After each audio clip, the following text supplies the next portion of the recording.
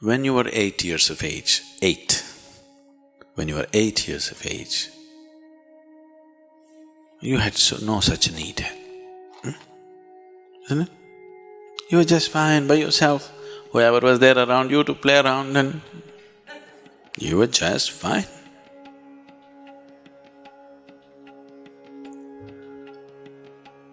Nothing need to happen.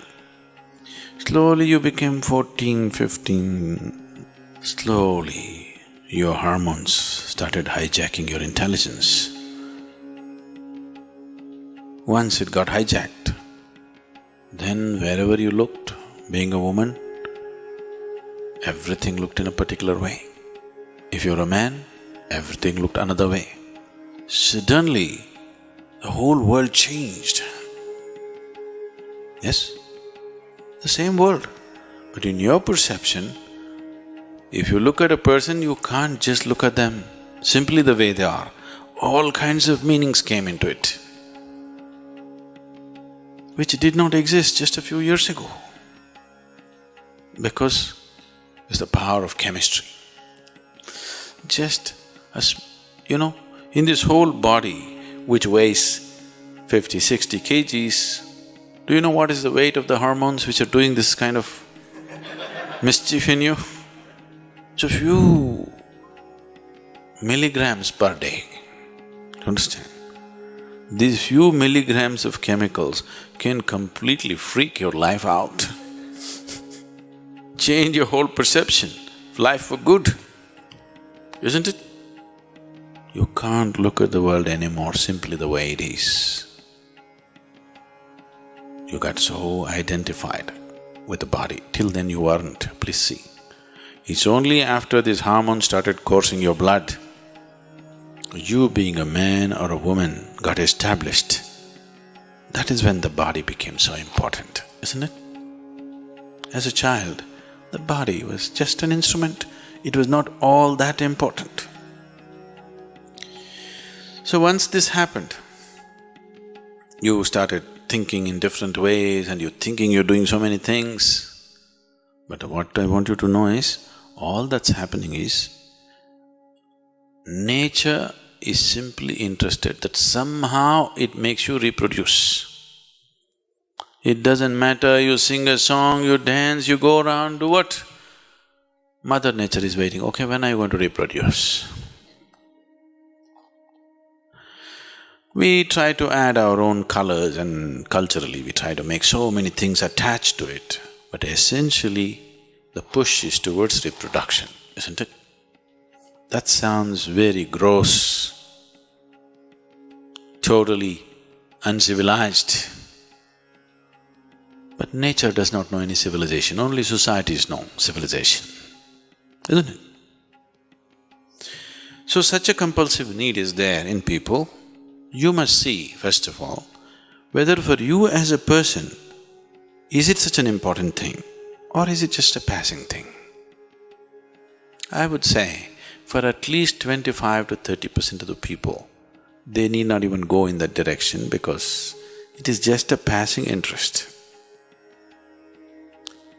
For another 30 to 40%, it may be a little more long, they get into this. For 10 years, 12 years they feel good, after that they think it's a burden. There are some people for whom the need is very strong, that they need this. Another 25–30% need it for a much longer period. They definitely need to get into such arrangements and whatever. Above all, you must understand, as mind has memory, physical body has its own memory. This is called runanubandha.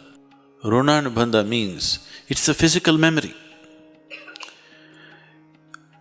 Physical body itself has its memory. If it goes through certain experiences, it remembers, and body responds and reacts in many ways in future based on this memory. Physical intimacies always cause this memory in a big way.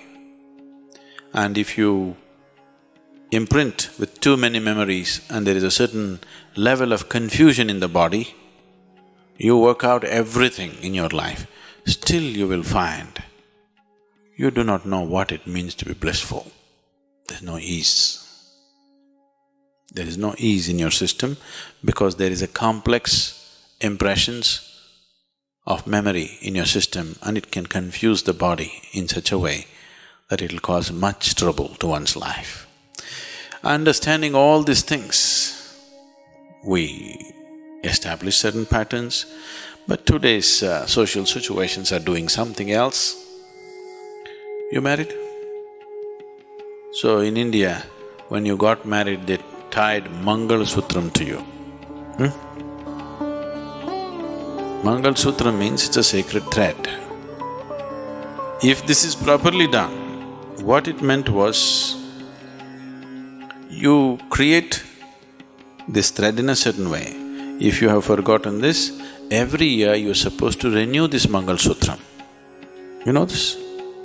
It was supposed to be either raw cotton thread prepared in a certain way or raw silk thread, so that there is a whole science, there is a whole way of manipulating one's energies or using one's energies, which is a tantric way, where a certain nadi, you know what's a nadi? We've talked about this, the 72,000 nadis. Certain nadi from your system is taken and a certain nadi from the betrothed one is taken and the thread is prepared in a certain way and it's tied to you. Now, the moment you have physical intimacy, is not just the bodies that met, two people's energies become like this. Now you can't break it. If you break it, you will have to severely damage both the people, you have to tear them apart. This is how marriages were conducted. They got them married when they were very young,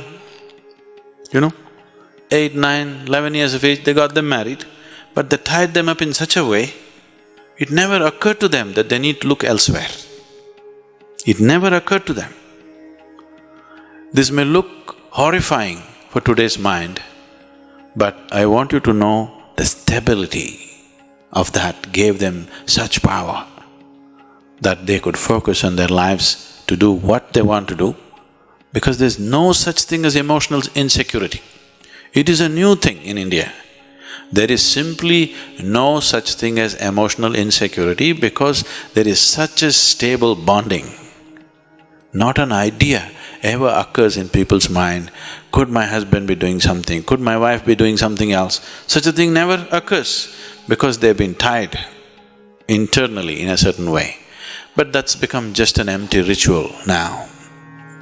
Even now, some of the marriages that I've performed, we've done this to people and the level of harmony in them is phenomenal. You can see how two people function as one and what a power it is for two people to function just as one being, It's an enormous power.